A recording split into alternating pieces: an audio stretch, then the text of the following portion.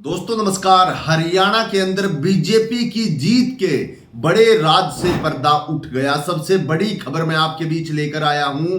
सबसे बड़ी अपडेट राहुल गांधी ने भी इस पर बोला है, वो भी आपको दिखाऊंगा। लेकिन मैं आपको बताना चाहता हूं कि बीजेपी चुनाव कैसे जीती है और बीजेपी चुनाव जीत गई है तो अब हरियाणा की राजनीति में कितनी बड़ी हलचल होने जा रही है। वीडियो में मैं बताऊंगा, वीडियो को अंत तक जरूर देखिएगा।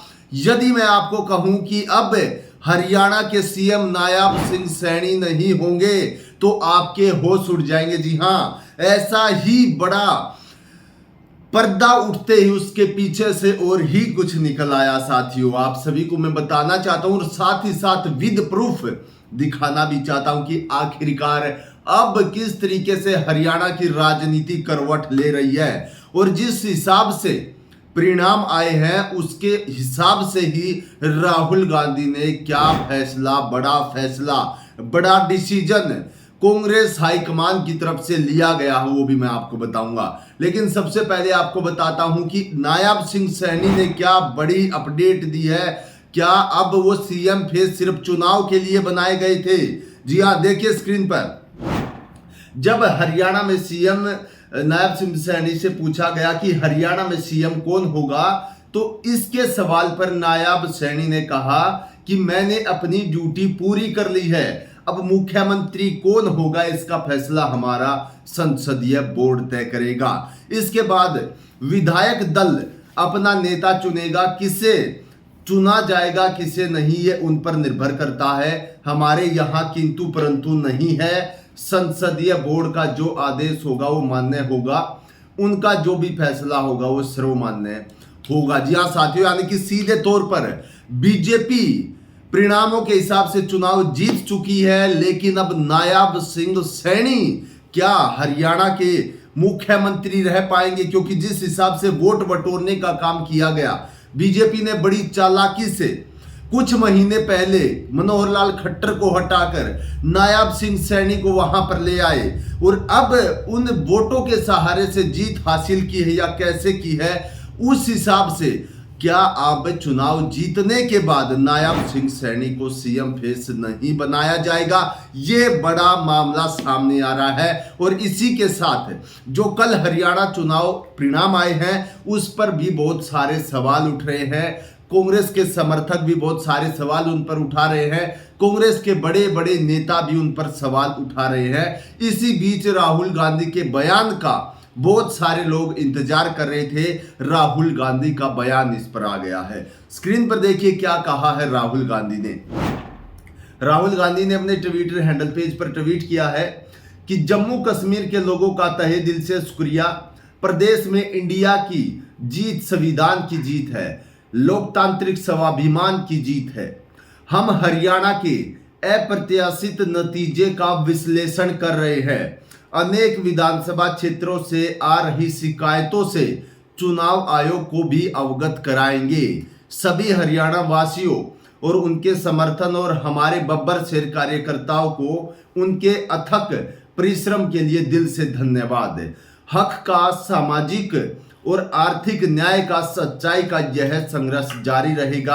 आपकी आवाज को बुलंद करते रहेंगे। यानी कि राहुल गांधी ने कहा है कि जो शिकायतें हमारे पास आई है, जिस भी प्रकार की शिकायतें, मशीनों में 99% बैटरी कैसे मिल गई जबकि कई घंटे तक चुनाव प्रक्रिया भी चली थी, क्या 1% बैटरी घटी, इस तरीके की जो शिकायतें हैं वो तमाम शिकायतें इलेक्शन कमीशन के सामने रखी जाएंगी, चुनाव आयोग के सामने सारी शिकायतें लेकर जाएगी और कांग्रेस ये सभी शिकायतें विद प्रूफ या जो भी उनके पास पुख्ता सबूत है वो लेकर चुनाव आयोग के पास पहुंचेंगे। राहुल गांधी की ये बड़ी प्रतिक्रिया इस पर आई है। अभी तक राहुल गांधी ने कोई भी टिप्पणी इस पर नहीं की थी, लेकिन अभी आई है।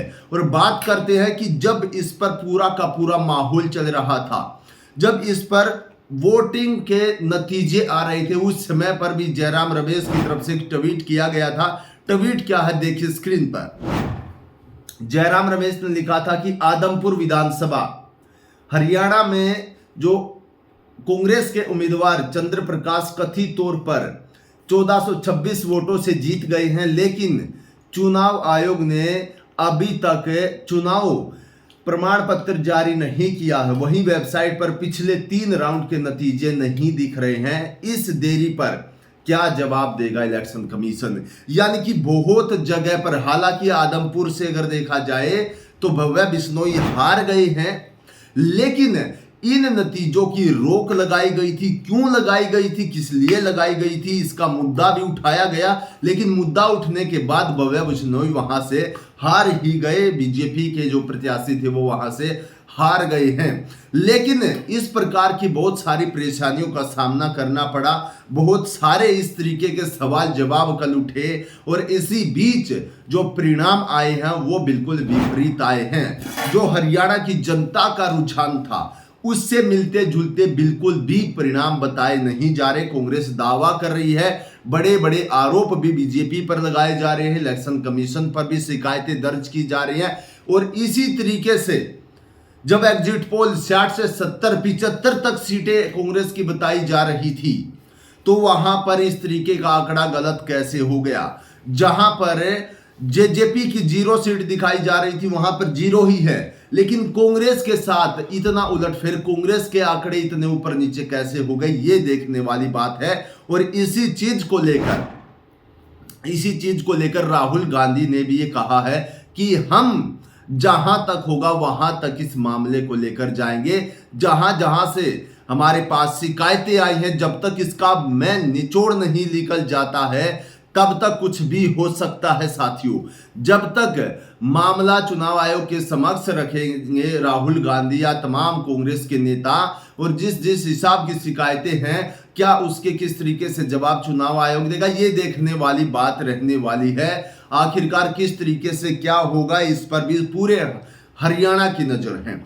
लेकिन एक और कड़ी यहां से जुड़ी हुई है, इसके बाद महाराष्ट्र में विधानसभा चुनाव है, उसके बाद झारखंड में, या दोनों में एक साथ भी हो सकते हैं। इन चुनाव को लेकर भी कांग्रेस और बीजेपी की नजरें वहां पर टिक गई हैं।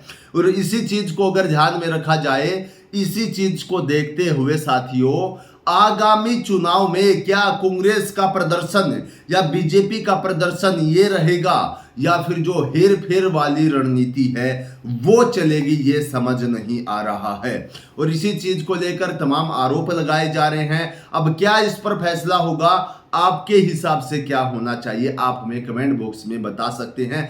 किस हिसाब से इसका निचोड़ निकलना चाहिए, आखिरकार क्या फैसला चुनाव आयोग के लेना चाहिए, क्या फैसला कांग्रेस को किस तरीके से एक्शन लेना चाहिए, आप हमें कमेंट बॉक्स में बता सकते हैं। आज की ये बड़ी अपडेट थी। क्या नायाब सिंह सैनी जिस तरीके से वो कह रहे हैं उस हिसाब से मुझे नहीं लगता कि वही सीएम बनेंगे। आखिर आगने वाली 12 तारीख को पता भी चल जाएगा। इसके बारे में अपनी राय जरूर दें। नमस्कार, जय हिंद।